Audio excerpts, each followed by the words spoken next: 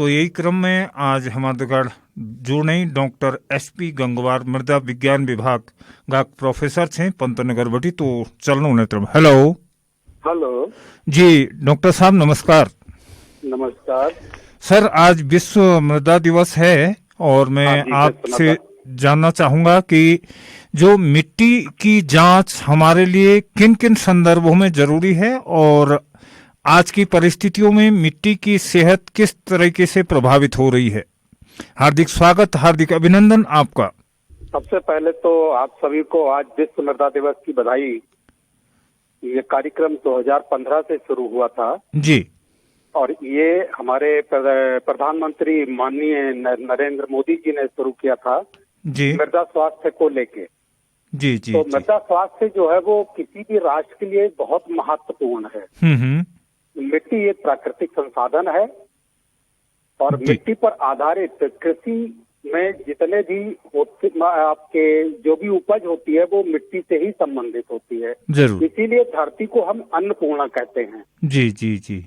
और मिट्टी की जो उपेक्षा की गई तो कई संभावनाएं जो थी वो नष्ट हो गई। ठीक है ना जी। तो इसके लिए जो आज के परिप्रेक्ष्य में अगर हम बात करते हैं मिट्टी के बारे में तो हमारा देश जो देश की जनसंख्या 70% जो जनसंख्या है वो प्रत्यक्ष अप्रत्यक्ष रूप से कृषि पर आधारित है। जरूर।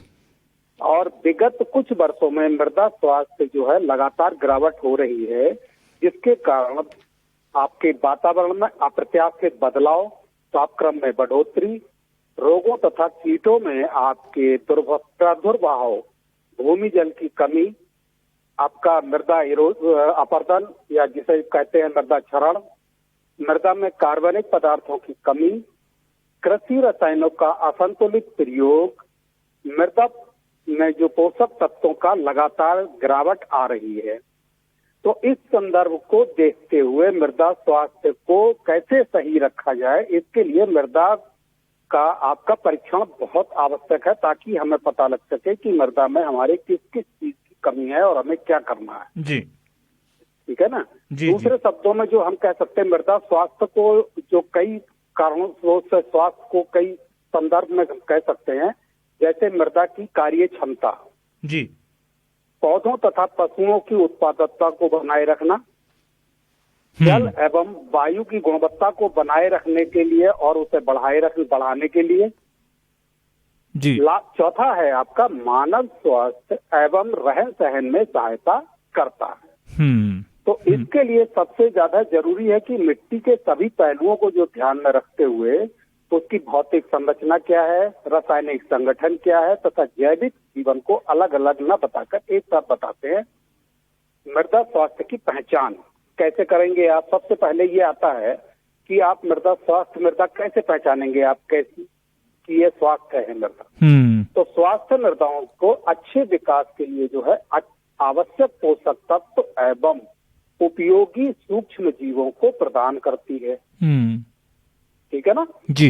दूसरा ये आता है कि स्वास्थ्य मृदा वो कहलाती है जिसमें सभी पोषक तत्व मौजूद हों जो कि एक पौधे के लिए अपनी वृद्धि और पैदावार के लिए आवश्यक होते हैं, जिससे कि पौधा अवशोषित कर सके जी।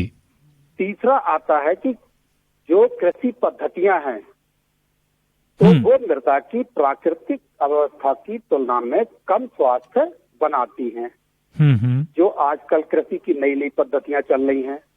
और चौथा है आपका मृदा संरचना, पोषक तत्व और जैविक जीवन को नियंत्रित करने के लिए किसान मृदाओं की क्षमताओं के अंतर्गत कार्य कर सकते हैं, जिससे मृदा में की स्वास्थ्य को न खराब करते हुए उसकी उर्वरा शक्ति को बनाए रखने में सक्षम हो। और स्वास्थ्य मृदा जो होती है फसलों और स्वास्थ्य जीवन को बढ़ाने में सहायक होती है। क्योंकि इसका सबसे बड़ा एग्जाम्पल मैं आपको बताता हूँ। अभी कुछ साल पहले जब ये पंजाब में आपका कृषि उत्पादन बहुत है और वहाँ किसानों को इन्होंने क्या करा, फर्टिलाइजर और इरिगेशन जब आपकी सिंचाई की सुविधाएं जब फ्री करी जी, तो इन लोगों ने क्या करा, किसानों ने आपका यूरिया या दूसरे फर्टिलाइजर को इन्होंने बहुत ज्यादा यूज किया और इरिगेशन फ्रीक्वेंटली यूज किया। तो उससे क्या हुआ, उससे जो आपका जो ग्राउंड वाटर है उसमें नाइट्रेट की और नाइट्रेट की जो कंसंट्रेशन थी वो ज्यादा हो गई। ओहो। तो वो ज्यादा होने से आपका जो ब्लू बेबी वाला जो हुआ था, तो ब्लू बेबी आपने सुना होगा, पंजाब में एक बार हुआ था कि ब्लू बेबी, वही एक कारण था कि तो जो आपका मानव जीवन के स्वास्थ्य पर प्रभाव पड़ा था उसका विपरीत, क्योंकि वही ग्राउंड वाटर हम लोग यूज करते हैं। जरूर जरूर। ठीक है ना। अब आता है कि मृदा स्वास्थ्य की गुणवत्ता के सूचक क्या क्या हैं, उसमें कैसे आप, जो हमने अभी आपको बताया कि आप कैसे पहचान करेंगे, तो सूचक उसमें ये होता है कि मृदा की गठन क्या है और संरचना क्या है, मृदा की कंपैक्टिबिलिटी या संघनन क्या है, मृदा की जल धारण क्षमता क्या है, मृदा में जल प्रवाह कैसे होता है, क्या हो रहा है, ठीक है ना, मृदा की पपड़ी बनना, मृदा में जल का रिसाव दर। जैसे कभी कभी आपने देखा होगा कि पानी हम जब खेत में सिंचाई कर देते हैं तो कहीं कहीं पर जो है पानी बहुत जल्दी सूख जाता है और कहीं कहीं पर कई दिनों तक भरा रहता है। बिल्कुल। तो वो होता है जल रिसाव दर। और एक आदमी सबसे लास्ट में आता है जल निकास कैसा है। अच्छा। क्योंकि मृदा में ज्यादा दिनों तक जल भराव भी नहीं रहना चाहिए। अच्छा अच्छा। ठीक है जी। तो ये चीजें होती हैं मृदा। अब इस मृदा गठन और संरचना तो ये सब इसी के साथ आ गया। अब जो सबसे जरूरी चीज होती है वो ये होती है कि मृदा स्वास्थ्य आपका परीक्षण जरूरी क्यों है। तो मृदा परीक्षण जरूरी इसलिए होता है ताकि उसमें ये पता लगा सके किसान या लग जाए उसे कि हमारी मृदा में किस किस चीज की कमी है और हमारी मृदा की आवश्यकता क्या है। जी जी बिल्कुल बिल्कुल। ठीक है ना। तो जैसे मृदा में हम कुछ चीजें करते हैं, जैसे आपका जैविक रसायन, तो जैविक कार्बन, तो जैविक कार्बन जो होता है वो मृदा का रीढ़ की हड्डी है। ठीक है ना। तो वो जैविक कार्बन जो होता है, जैविक कार्बन से ही पोषक तत्व तो आपका पौधे को उपलब्ध होते हैं। तो जितना ज्यादा जैविक कार्बन होगा उतना पौधा आपका मृदा उतनी स्वस्थ रहेगी। जी जी। दूसरा होता है आपका पीएच और इलेक्ट्रिकल कंडक्टिविटी। तो पीएच के बेस पर हम ये कह सकते हैं कि मृदा हमारी जो है वो अम्लीय है या क्षारीय है या जैसी भी है। जी जी। ठीक है ना। फिर आता है नाइट्रोजन, फास्फोरस और पोटास, जो कि आपके आवश्यक पोषक तत्व हैं। जो मुख्य पोषक तत्व हैं नाइट्रोजन, फास्फोरस और पोटास। बिल्कुल। तो और ये जो हो गए मुख्य पोषक तत्व हो गए। उसके बाद में आते हैं सूक्ष्म पोषक तत्व, जैसे जिंक हो गया, बोरान हो गया, सल्फर हो गया, कैल्शियम हो गया। ये आपके सूक्ष्म पोषक तत्व हैं जिन्हें पौधा बहुत कम मात्रा में लेता है, लेकिन लेता मृदा से है। ठीक है ना। तो इनकी हमें सही स्थिति पता लग जाती है कि ये कितने हैं और हमें कितने मृदा में मिलाने हैं ताकि हमारी पैदावार जो है अच्छी हो और मृदा का भी स्वास्थ्य बना रहे। ये बिल्कुल बहुत सुंदर बात आपने कही और ये समझने की बात है। मिट्टी भी एक जीवन है और उस जीवन के लिए जो जरूरी होता है वो सारी चीजें हैं। क्या सर आज की जो वर्तमान के तौर तरीके हैं, जो फर्टिलाइजर यूज करने के तौर तरीके हैं, जो खेती करने के तौर तरीके हैं, क्या उससे भी प्रभावित हो रही है कहीं न कहीं मिट्टी? बिल्कुल बिल्कुल। ये आपने बहुत अच्छा एक प्रश्न किया है जी। कि देखिए होता ये है कि किसान भाई जो होते हैं वो आपका मिट्टी में न तो परीक्षण करवाते हैं, वास्तविकता ये है। और जब परीक्षण नहीं करवाते हैं तो वो उनका एक केवल ध्येय रहता है कि हमारी जो फसल है वो दूसरे की फसल से अच्छी दिखनी चाहिए। अच्छी दिखने के लिए वो क्या करते हैं कि वो जो रासायनिक उर्वरक जो होते हैं, चाहे वो आपका यूरिया हो या डीएपी हो या जो भी हो, तो वो क्या करते हैं, वो खड़ी फसल में आपका यूरिया का मैक्सिमम छिड़काव करते हैं। बेसल तो बहुत कम डालते हैं, क्योंकि बेसल जो रिकमेंडेड डोज जो होती है किसी भी फर्टिलाइजर की रिकमेंडेशन तो तभी पता लगेगी जब मृदा परीक्षण करवाया जाएगा। जरूर। और जब तक मृदा परीक्षण नहीं करवाया है तब तक वो अंदाज से डालते हैं कि साहब उन्होंने 50 किलो पर एकड़ के हिसाब से एनपीके डाल दिया या डीएपी डाल दिया। उसके बाद वो केवल यूरिया का छिड़काव करते हैं 2 बार 3 बार 4 बार। लेकिन वो ये नहीं सोचते कि जितना ज्यादा हम यूरिया डालेंगे उससे केवल फसल तो काली दिखेगी, उसकी वनस्पतिक ग्रोथ तो अच्छी होती है, लेकिन ऐसा नहीं है कि ज्यादा यूरिया डालने से पैदावार हम ज्यादा ले लें।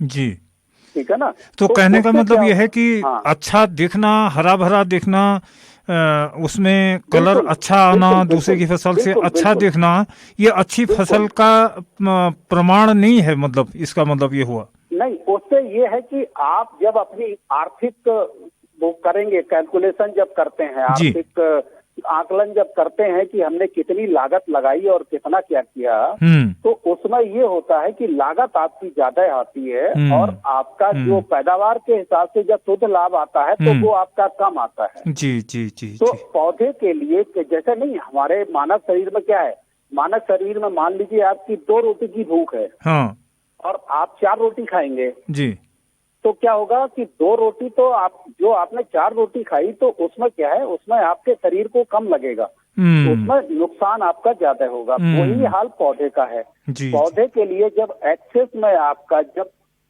अपेक्षा से अधिक जब पोषक तत्व मिलेंगे तो उसमें क्या होता है कि उसमें जैसे नाइट्रोजन मिल गई, अब उसमें पौधे ने नाइट्रोजन ले ली, पौधे की ग्रोथ तो ज्यादा हो गई। तो कभी कभी होता यह है कि पौधे की वानस्पतिक ग्रोथ ज्यादा हो जाती है और वो फिर जब उसकी रिप्रोडक्टिव स्टेज या जो आपके बाली निकलने का या दाने का टाइम जब आता है तो वो आपका कम हो जाता है, गिरने की नौबत पे आती है। बिल्कुल बिल्कुल बिल्कुल तो सही। इसमें दोनों बराबर टाइम है, वानस्पतिक ग्रोथ और प्रजनन जो आपकी अवस्था है, तो दोनों जब तक दोनों का अनुपात बराबर नहीं होगा तब तक आपकी पैदावार अच्छी नहीं होगी।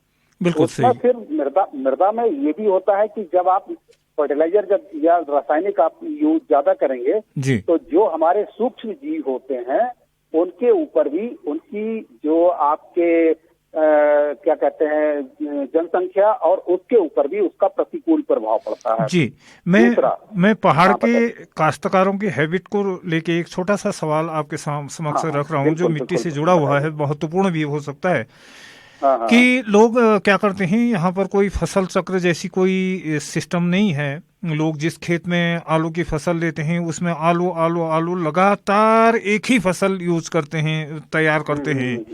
और क्या ये जो तरीका है खेती करने का स्वस्थ माना जाएगा? ये नहीं, तो स्वास्थ्य इसलिए नहीं माना जाएगा कि जितनी आपकी ये आलू, जैसे आलू हुआ, मक्का हुआ, ये जो फसलें होती हैं ये अच्छा मतलब जिन्हें हम कहते हैं ये पोषक तत्व तो ज्यादा लेती हैं जमीन। अच्छा, जी जी, ठीक है ना। हाँ। और जो कृषि के हिसाब से अगर आप देखेंगे और मृदा स्वास्थ्य के हिसाब से देखेंगे तो एक कहा जाता है कि आप अपने खेत में फसल चक्र अपनाएं। हाँ, फसल चक्र अपनाने का ये होता है कि जैसे आपने इस बार आलू लगाया है, आलू आपका जैसे पहाड़ों पे जो लगता है वो आपका फरवरी मार्च में लगता है आलू, जी, ठीक है ना। और वो आपका मई जून के आसपास, मेरे ख्याल से मई जून नहीं, आपका जुलाई अगस्त के आसपास बरसात से पहले ये आपका खुदाई हो जाती है, हार्वेस्टिंग शुरू हो जाएगी, बिल्कुल, ठीक है ना। उस समय हार्वेस्टिंग होती है।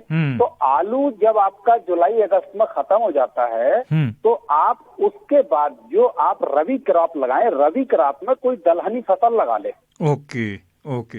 हाँ, तो दलहनी फसल से क्या होता है, दलहनी फसल के 2 फायदे होंगे जी। एक तो आपको क्रॉप मिल जाएगी रबी की, हाँ, और रबी की क्रॉप में आपको दलहन मिल गई, ठीक है ना। और दूसरा ये हो जाता है कि जो आपके दलहनी फसलें होती हैं उनकी जड़ों में एक तरीके का जीवाणु होते हैं, राइजोबियम, जी जी जी, जो कि वायुमंडल की नाइट्रोजन को आपका भूमि में स्थिरीकरण करते हैं। ओके। तो वो स्थिरीकरण करेंगे तो वो नाइट्रोजन हमारी जो अगली फसल जो होगी या जब भी ये धान या वो आपका आलू अगर लगाते हैं तो उसके लिए ये कम डालनी पड़ेगी नाइट्रोजन या डीएपी। जी। लेकिन कायदा ये होता है कि किसान भाइयों को एक या 2 साल क्रॉप जो है 2 साल में बदल देनी चाहिए। जैसे धान गेहूं अगर कर रहे हैं तो धान गेहूं को हटा दें, ठीक है ना। जी। एक बार गेहूं, 2 बार गेहूं कर लिया, 2 बार धान कर लिया, धान के बाद फिर कब जैसे सोयाबीन लगा लिया, या धान के सीजन में सोयाबीन लगा लिया। रबी के सीजन में आपने गेहूं ना लगा के आपने कोई भी दूसरी फसल डाल दी। जी। तो उस हिसाब से फसल चक्र अपनाना जरूरी है, और उस फसल चक्र में कम से कम एक फसल आपकी दलहनी होनी चाहिए। जरूर। तो कहने का मतलब यह है कि अगर हम खेत में एक फसल चक्र के अनुसार फसलों को बदल बदल के लगाते हैं, तो एक फसल अगर ज्यादा उर्वरक तत्व लेती है तो दूसरे उर्वरक तत्वों की आपूर्ति भी कर देती है। तो इसलिए इसलिए हमें रोटेशनल बेस पर, यानी कि फसल चक्र के अकॉर्डिंग फसलों का चयन करना चाहिए। बिल्कुल। जैसे पहाड़ की मैं बताता हूँ, पहाड़ पर मान लीजिए फरवरी में आपने मडुआ लगाया। जी जी। मडुआ आपका सितंबर में जाके अगस्त सितंबर में हार्वेस्ट हो जाता है। हाँ। उस समय लैंड फैलो हो गई जी। या खाली हो गई। परती होने के बाद में आप क्या करिए, अगली फसल मडुआ के बाद ज्यादातर पहाड़ पर लोग गेहूं लगाते हैं। हाँ। गेहूं या जई। तो गेहूं या जई ना लगा के आप उसमें तो मसूर डाल दीजिए, अगर आपके इलाके में होती है तो। अगर इस क्षेत्र में हो रही है, मेरे ख्याल से मसूर तो हो ही जाती है 1400-1800 मीटर तक होती, तो मसूर डाल दीजिए। मसूर जब आपकी कट जाएगी, आपका जनवरी फरवरी मार्च में कट जाती है, मार्च अप्रैल में, ठीक है ना। अब मसूर के बाद आप चाहें तो मडुआ न लगा के अगर आप धान होता है तो धान डाल दीजिए। तो इस तरीके से अपनाएं ताकि फसल एक साल में कम से कम एक फसल उसमें दलहनी लग जाए। अब जैसे आपने धान डाल दिया, धान के बाद आप गेहूं की जगह पे जब आपका खरीफ सीजन आता है तो सोयाबीन लगा दीजिए, उधर गेहूं लगा दीजिए। तो ये है जी। चलो, बहुत बहुत धन्यवाद सर, आपने बहुत महत्वपूर्ण जानकारी दी और मिट्टी की सेहत के बारे में विशेषकर सावधानी बरतने की सलाह आपने दी, और आपने फसल चक्र अपनाने की बात कही। तो बहुत बहुत धन्यवाद आपको, आपने अपना महत्वपूर्ण समय हमारे श्रोताओं के लिए निकाला, इसके लिए आप बधाई के पात्र हैं। बहुत बहुत धन्यवाद आपको। ओके, धन्यवाद सर। धन्यवाद सर।